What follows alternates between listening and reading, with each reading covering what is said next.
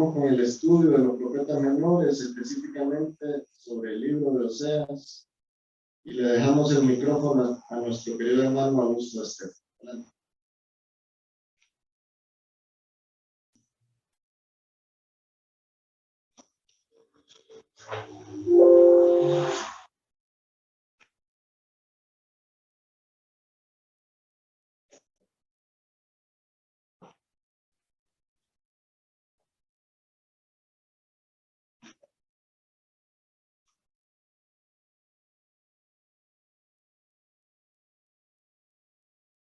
Entonces, hermanos, bueno, aquí estamos de nuevo avanzando en este estudio del libro de Oseas. La verdad que es un libro fascinante, que realmente es como que eran contenidas todas las doctrinas bíblicas en este libro. A medida que profundizo en este libro, estudio y meditación, ¿verdad? Realmente es, no lo traigo digamos, para enseñarlo acá, sino que también lo uso como reflexión para mi vida, porque hay grandes verdades aquí, ¿verdad? ¿Cómo se llama? Y que no están escondidas, sobre que saberlas explicar para que la gente entendamos y vienen y vemos cómo todo lo escrito tiene una aplicación para el día de hoy. O sea, no fue simplemente para el tiempo del profeta, sino que se proyectó todavía siglos adelante, ¿verdad? Y se puede decir que hasta el día de hoy, aquí vamos a encontrar muchas cosas que nos ayudarán a entender, podemos decir, la dispensación en la cual nos encontramos. Y específicamente con relación a la nación de Israel, todo se vincula con ellos. Muy bien, hemos ido, ¿cómo se llama?, avanzando en el versículo 14. Recuerden ustedes que el versículo 14 hasta el versículo 23, que es donde termina este capítulo, nos habla de la restauración de Israel. De eso nos habla. Aunque ya antes había hablado nuestro Señor, ¿verdad?, el profeta, de la restauración de Israel, podemos decir que esta es una ampliación de cómo Dios se propone restaurar a Israel. Al fin y al cabo eso es cómo Dios se propone restaurar a Israel. Ya en el capítulo 1 habíamos visto, ¿verdad?, de que ya se mencionaba, se puede decir, algunos aspectos de la restauración, como por ejemplo que iban a ser como la arena del mar, que no se puede medir ni quitar, ¿verdad?, en el 1:10.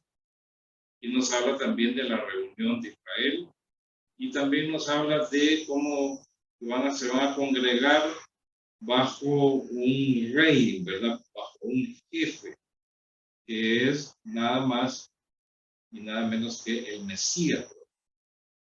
Ahora vienen los detalles, cómo Dios va a, podemos decir, a restaurar a Israel. Para ello, ¿verdad?, comenzamos con el versículo 14, cuando dice así, ¿verdad?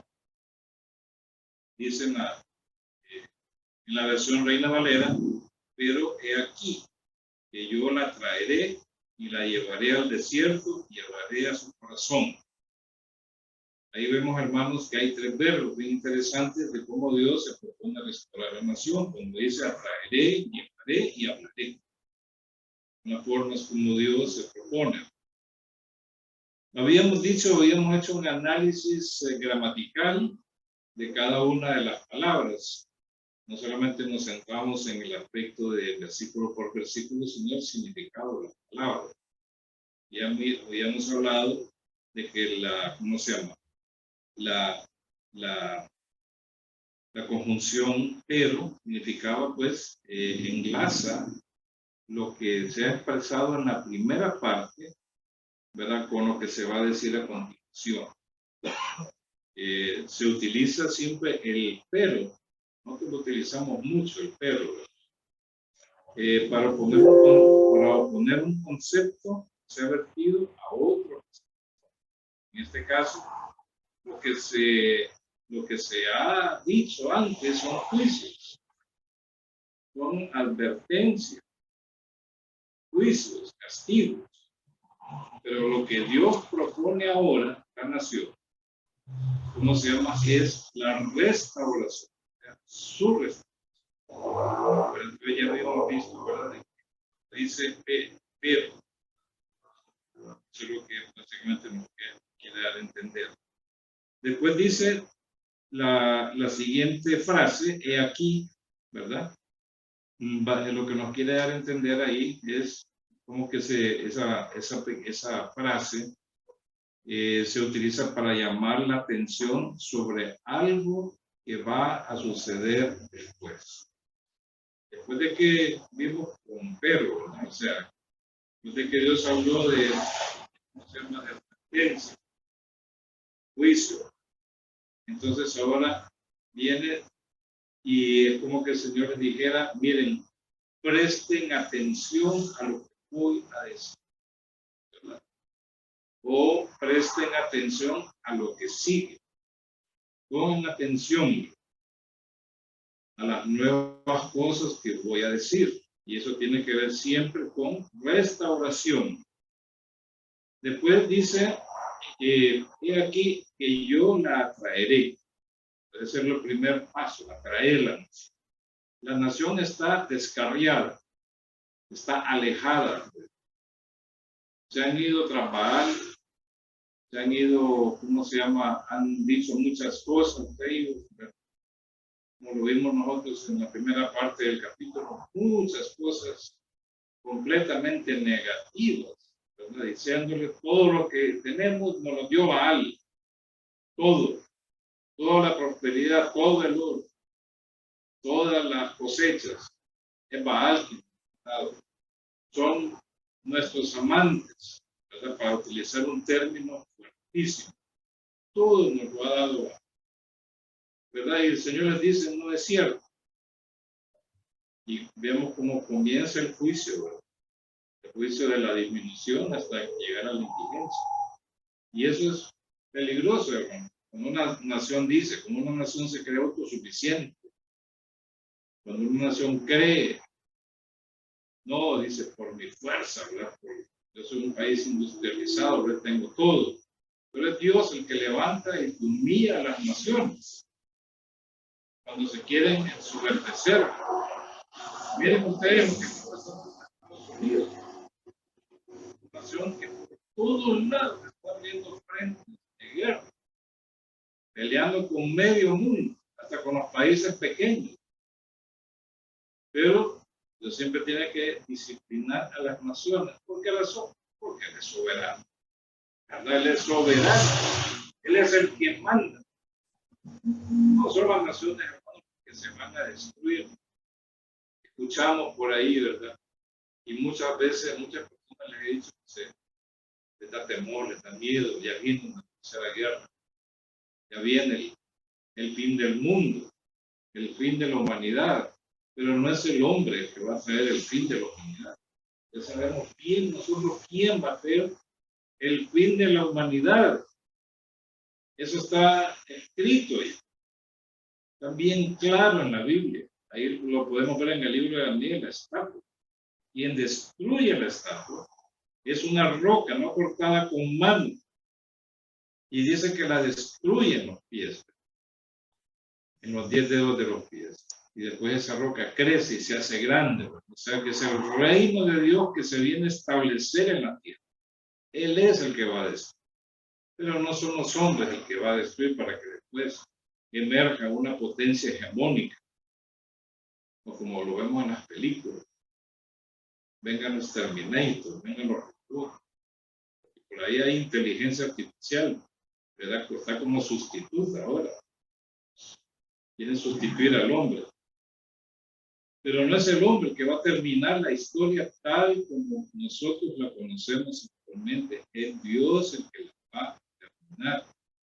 Es Dios el que la va a concluir. Tengamos, hermanos, conciencia de todo eso. Porque supongamos que haya una tercera guerra. Bueno, ¿quién va a quedar vivo? ¿Verdad? Tal vez los líderes del mundo queden vivos, ¿verdad? Porque tienen sus recursos nucleares o alguna parte de la población mundial. Y quién sabe si sobreviven por cuántos años, ¿verdad? Es difícil porque no va a haber ni comida ni nada. Hay como 1.200 bombas nucleares en todo el mundo, suficientes para destruir no solamente la planeta Tierra, sino todos los planetas. Pero no es el hombre que se va a encargar de destruir la Tierra, el que va a hacer cielos nuevos y tierra nueva. Es precisamente Jesucristo. Él lo hace. Entonces, eso, hermanos, es para que tengamos presente, ¿verdad? No digamos esas voces, ¿verdad? La que dice la Biblia, por más este libro, que nos dice todo lo que va a pasar en este mundo. Y mientras haya personas que todavía Dios está llamando, que dice la Biblia que cuando el último, cuando entre la plenitud de los gentiles, entonces Dios va a levantar su juicio de endurecimiento cuando Él venga. Bien, entonces, cuando dice aquí, presten atención a lo que yo voy a decir. Dice, lo primero que va a hacer, dice, que yo la traeré. Hablando de Israel, hablando del reino del norte.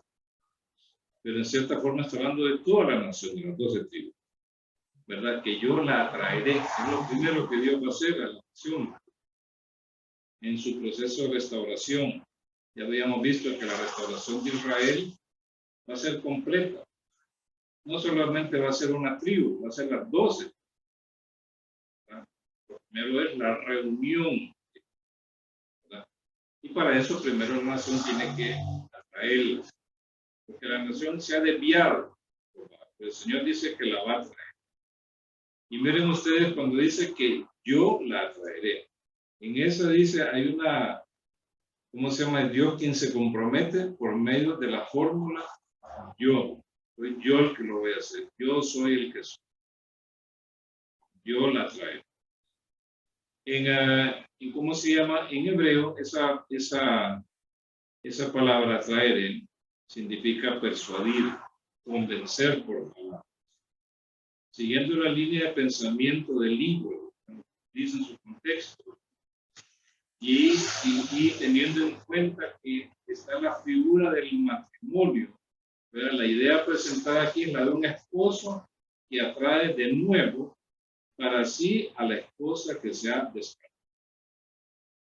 Y es lo que ha pasado con Israel, se ha descargado, se ha ido tras ídolos, ha tenido que actuar sobre ella, disciplinándola, disminuyéndola, ¿cómo se llama? Enviándola, ¿cómo se llama? A otras naciones, con el juicio de la dispersión y también lo que es el juicio de la desolación, porque la tierra va a quedar desolada, quedó desolada, ¿verdad? Quedó desolada, solamente van a crecer arbustos, va a quedar hierba para alimentar a los animales.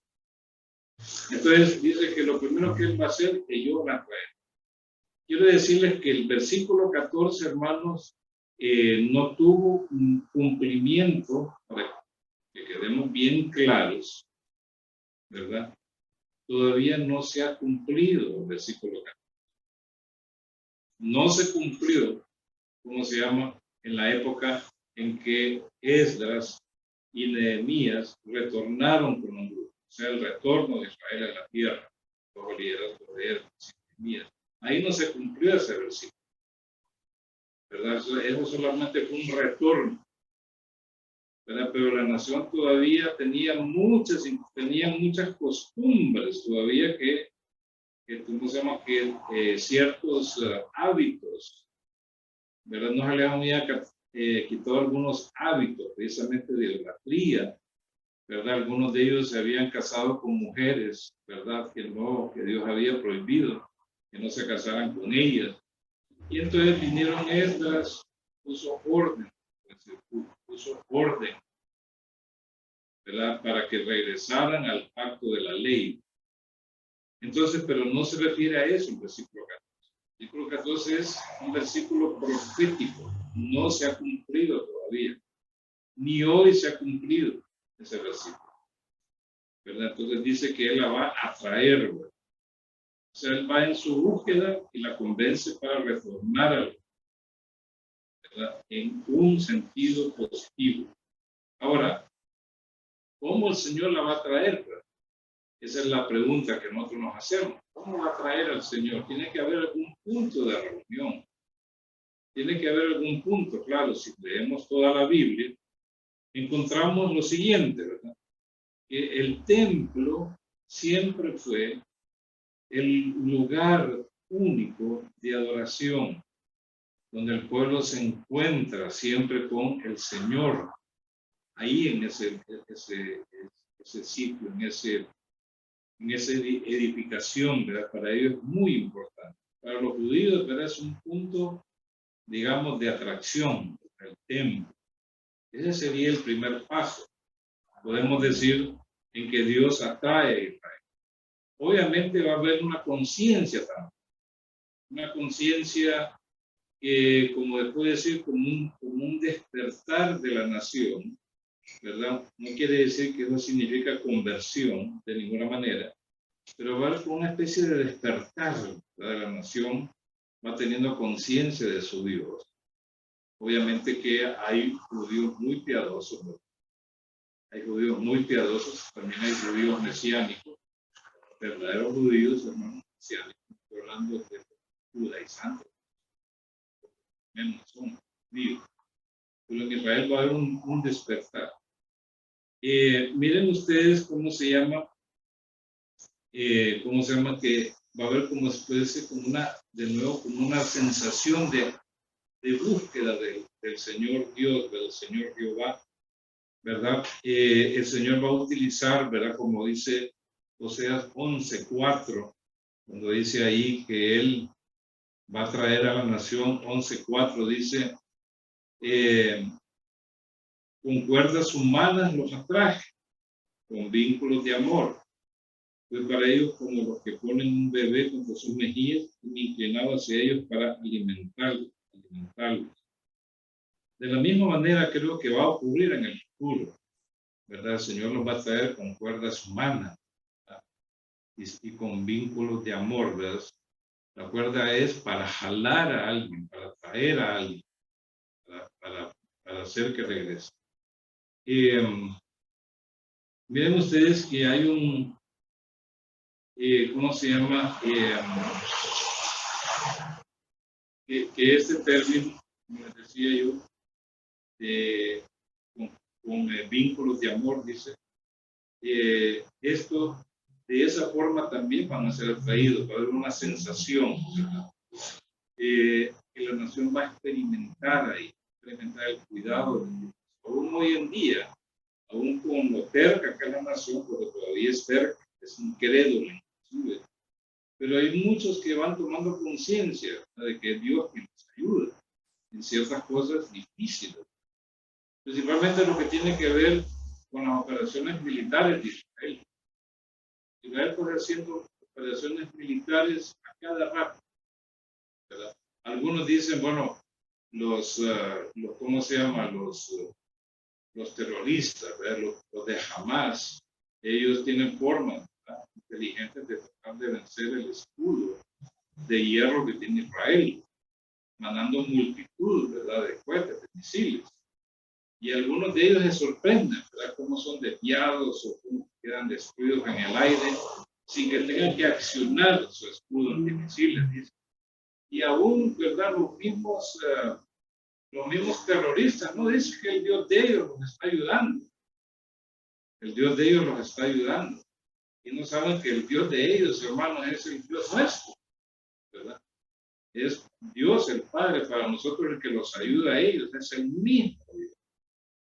Porque Dios tiene que preservar a ellos, tiene que cuidar a ellos, porque es parte de la historia, ¿verdad? Israel es parte de la historia. Ahí se va a definir, ¿verdad?, la historia del mundo en Israel. Entonces, ahí vemos, ¿verdad? Como les decía, el objeto de la atracción siempre va a ser el templo, ese va a ser lo primero. De alguna forma, ¿verdad? De alguna forma el templo va a volver a ser reconstruido. Lo sabemos bien nosotros, que hemos leído bastante y estudiado bastante profecía bíblica. Pero también va a haber una conciencia nacional del Mesías, Jesucristo, de que ya viene el Mesías. Miren, el Mesías, dice el Señor, miren ustedes lo que dice San Juan 12:32, dice, y yo, dice, cuando sea levantado de la tierra, atraeré a todos a mí mismo. Atraeré a todos a mí mismo. La interpretación la vemos en el versículo siguiente, ¿verdad? Porque el Señor estaba diciendo la forma en que Él había de morir. Obviamente para que Él atraiga a todos a sí mismo, tiene que morir y tiene que resucitar. Entonces, la muerte y resurrección de Cristo es la manera en que Dios atrae a los hombres hacia Él, ¿verdad? Asimismo, vean ustedes en San Juan 6:44 lo que nos dice, ¿verdad? En San Juan 6:44.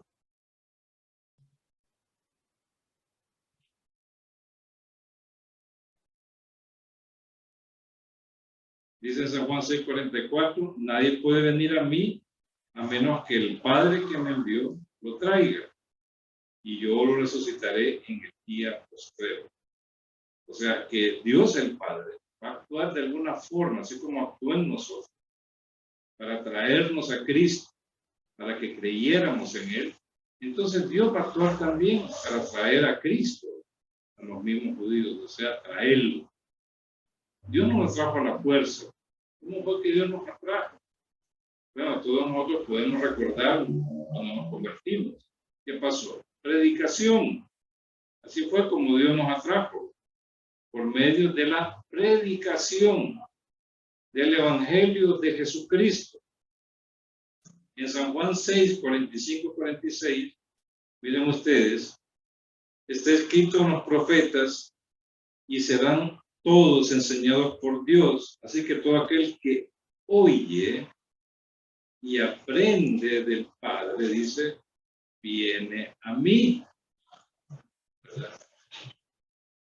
Hay miren ustedes, hermanos, que uno de estos hermanos calvinistas se basan para decir, bueno, Dios destinó a unos desde antes de la fundación del mundo para condenación y destinó a otros para salvación, ¿verdad? Entonces uno se pregunta, bueno, pues si es así, ¿para qué predicamos el Evangelio? Si de todas maneras los que se van a perder, se van a perder, y los que se van a salvar, se van a salvar.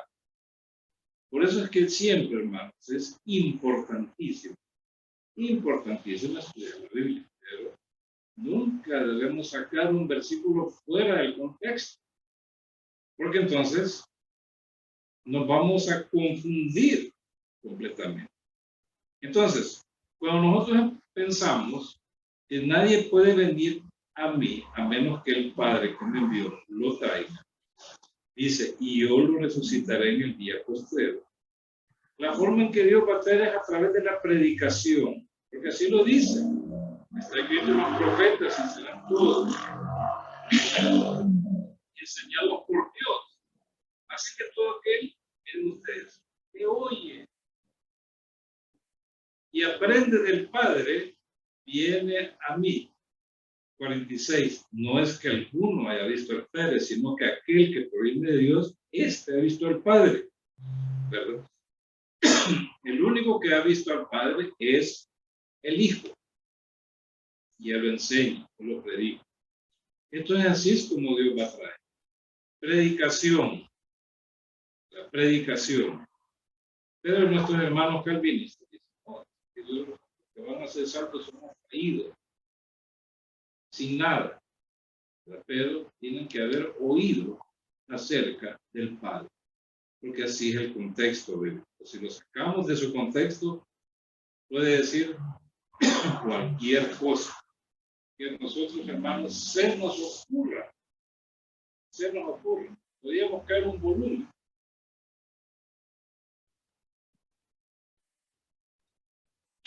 Pero es así como Dios va a traer a los israelitas predicación.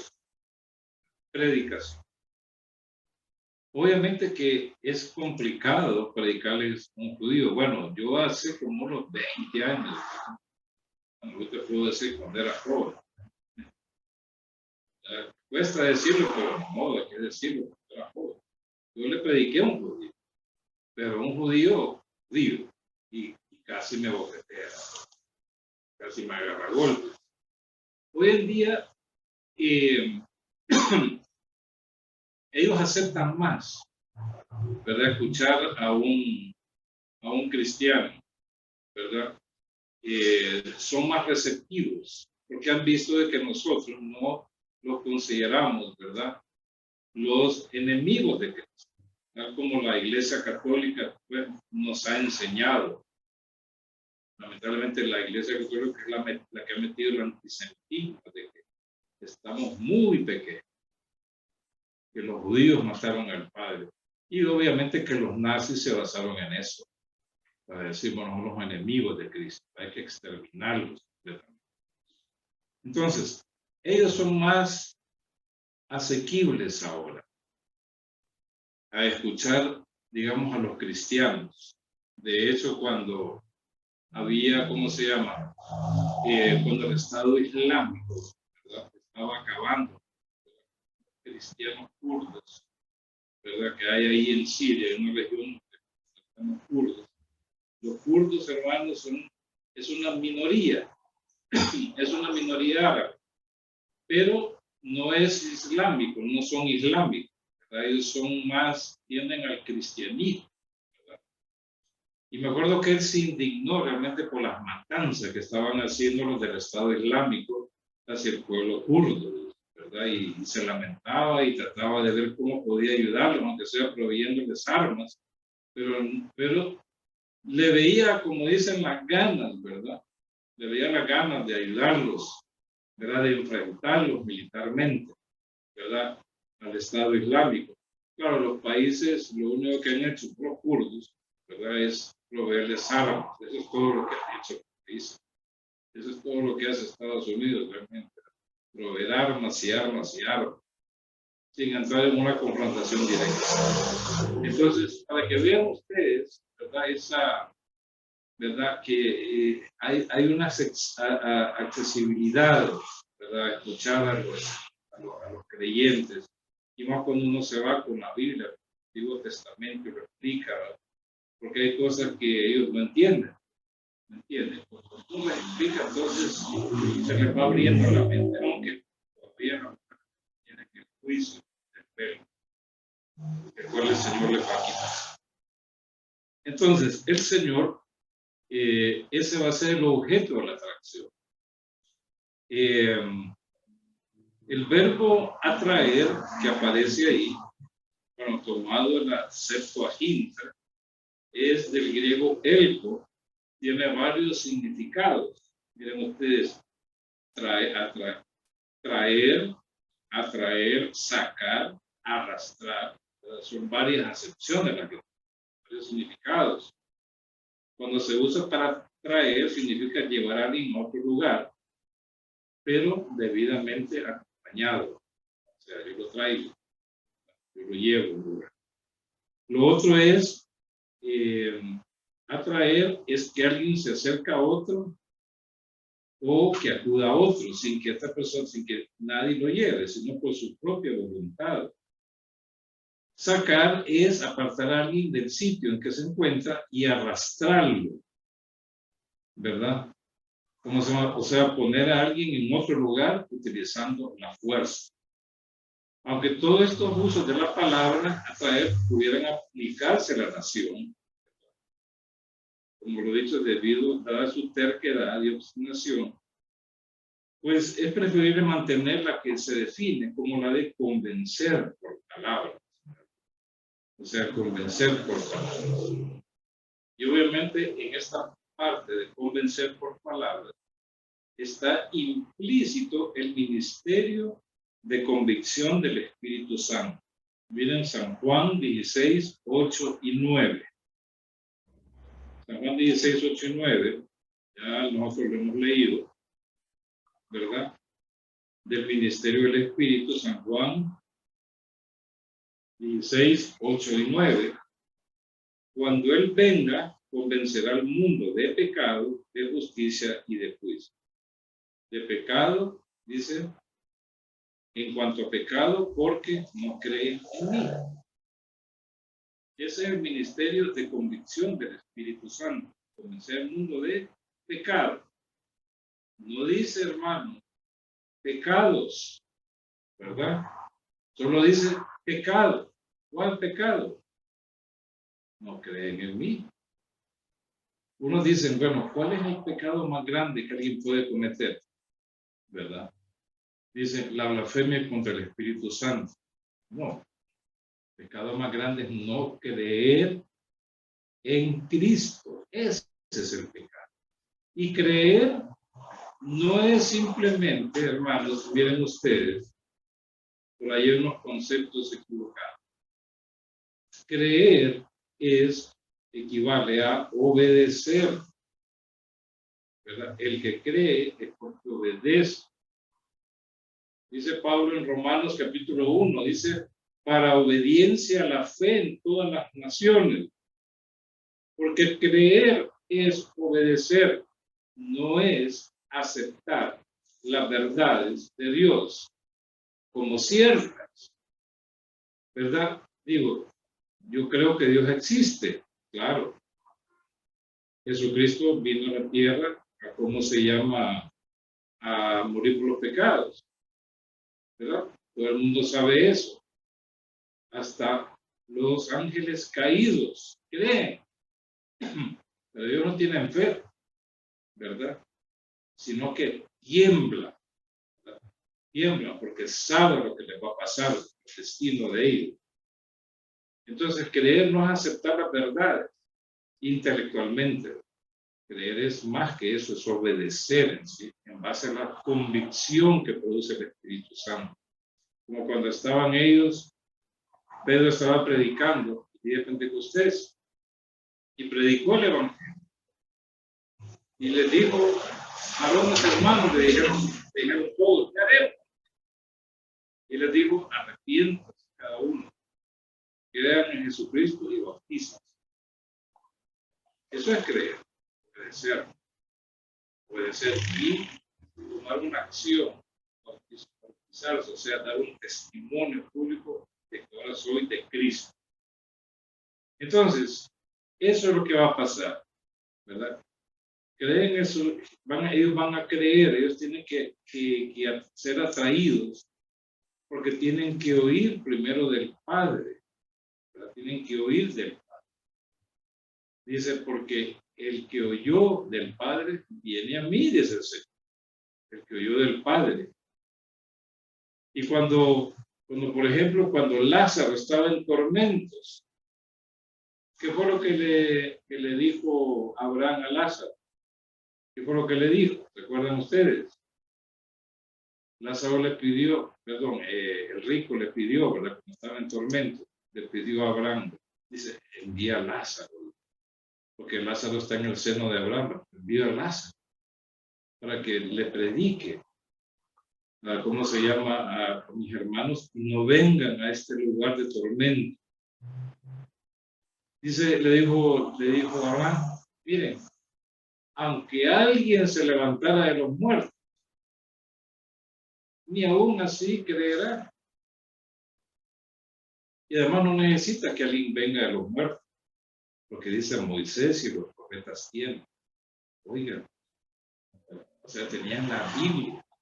Yo creo que está diciendo, vean, que no tienen, pero tienen que oír, escuchar lo que ella dice, para que no vayan a ese lugar de tormento donde estaba el rico. Entonces, como les digo yo, la predicación va a ser la clave, ¿verdad? En el hoy y en el futuro. Israel va a ser, van a tener que predicar a Israel, que Jesucristo es el Mesías. Pero vamos a ver eso, vamos a ver más adelante. Miren ustedes que hay un paralelo en Ezequiel 20:34. Nosotros hemos utilizado mucho el libro de Ezequiel 20:34. Porque el libro de Ezequiel, hermanos, tiene una característica. Nos habla de la decadencia y nos habla de la restauración de Israel. ¿Verdad? La decadencia casi se ocupa de 30 capítulos, o de 33 capítulos.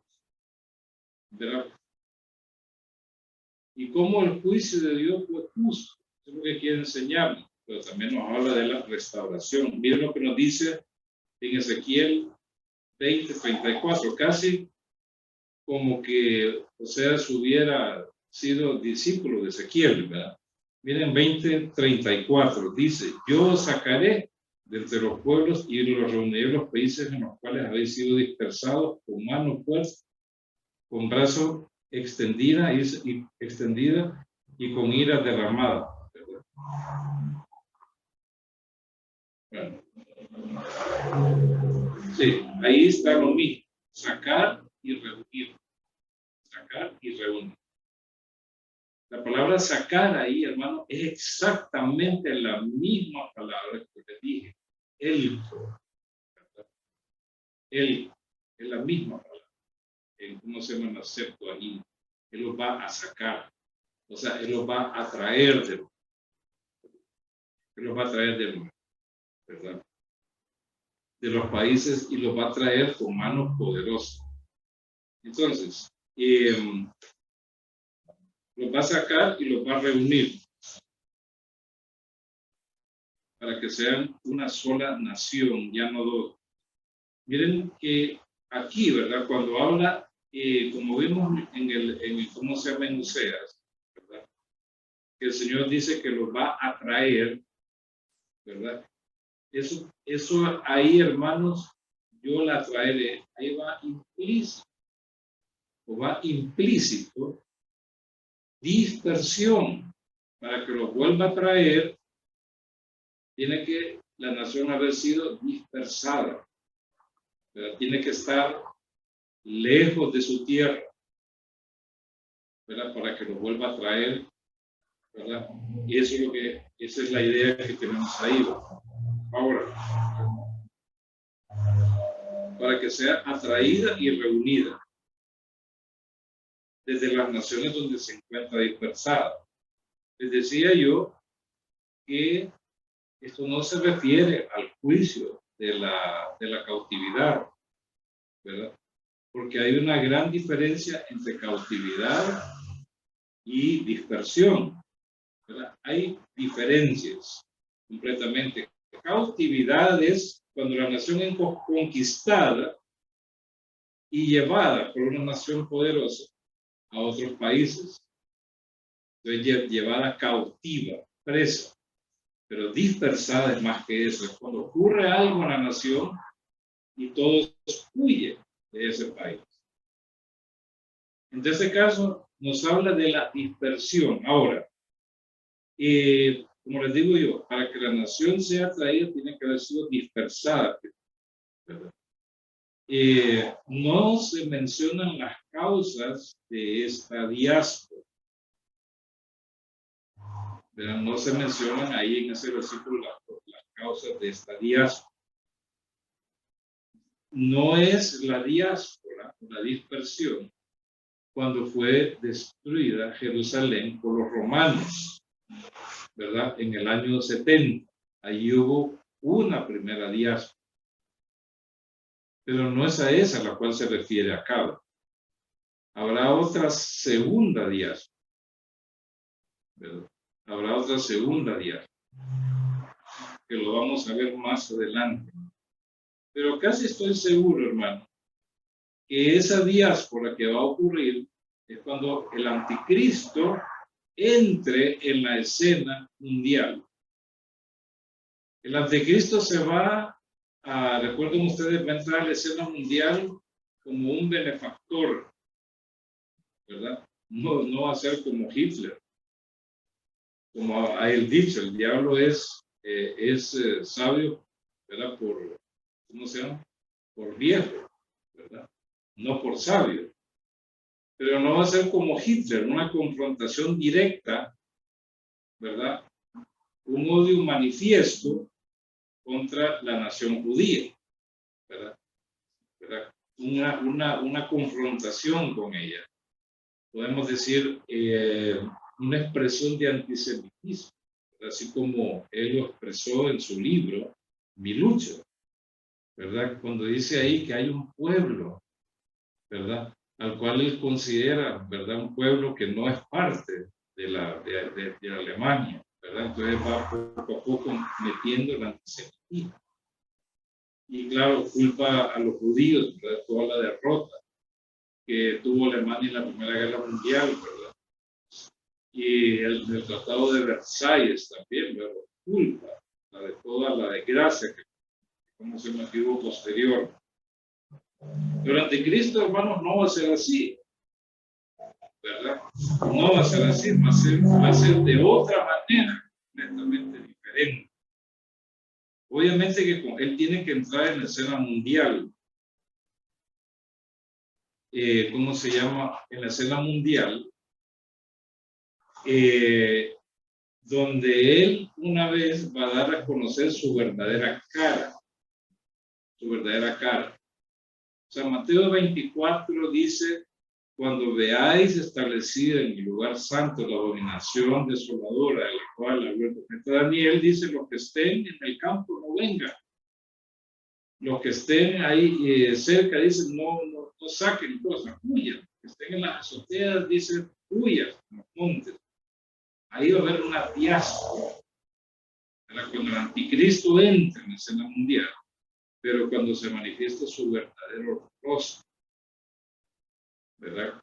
Cuando él entre al lugar santísimo y ponga una imagen de él mismo, ¿verdad? Eso va a ser la abominación desoladora, la imagen del mismo, el lugar santísimo, se va a ir a proclamar como Dios, porque dice que entra, se sienta en el trono de Dios como Dios, dice. Y lo más seguro es que meta la imagen de él ahí, haga que esa imagen hable. Y va a ser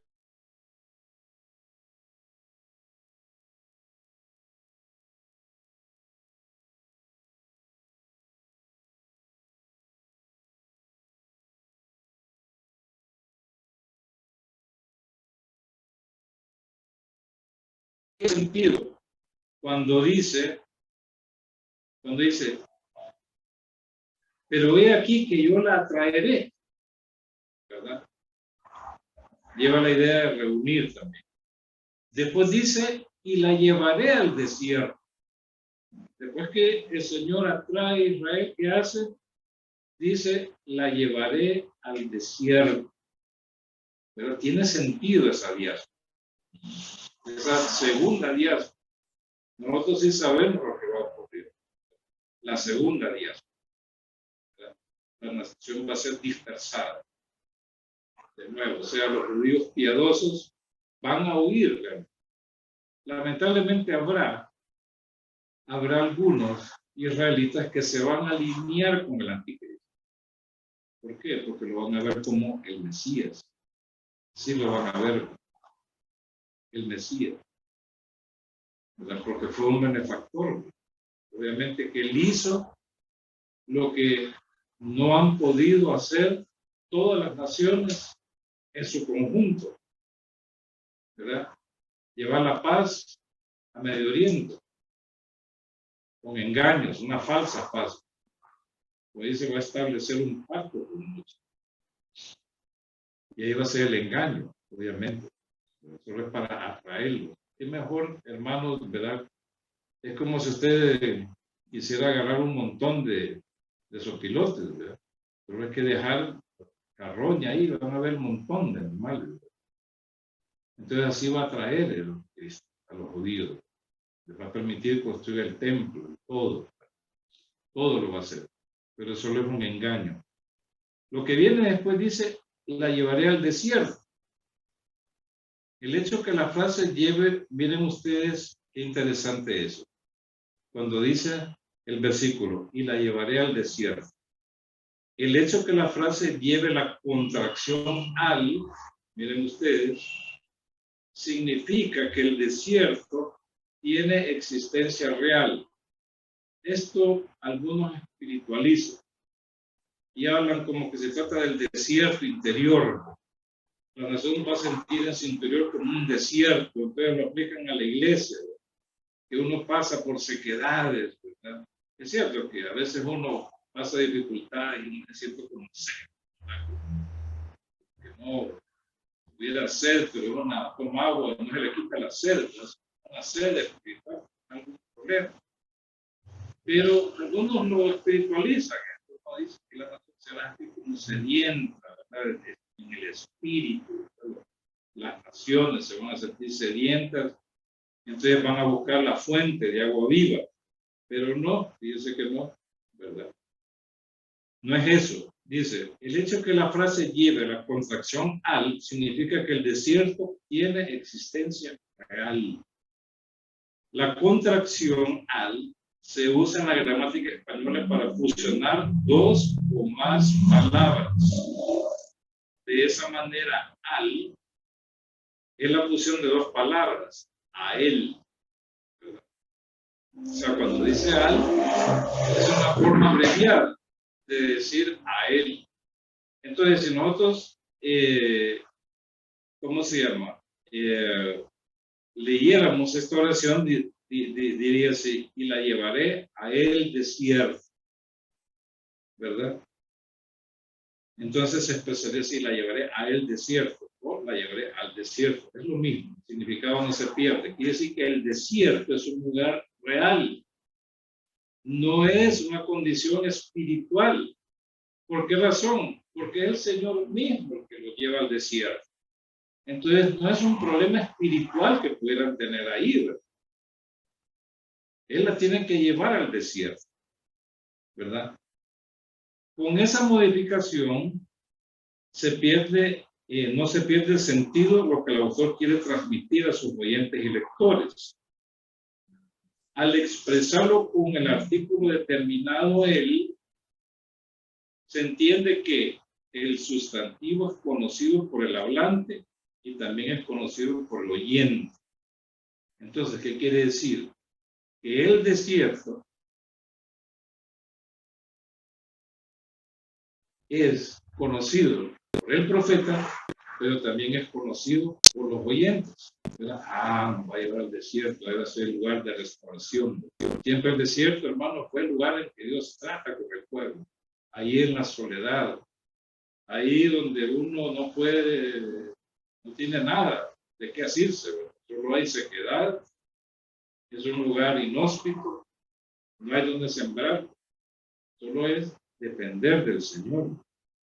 Entonces, no se trata de una condición espiritual, sino que el Señor la lleva al desierto, donde veremos más adelante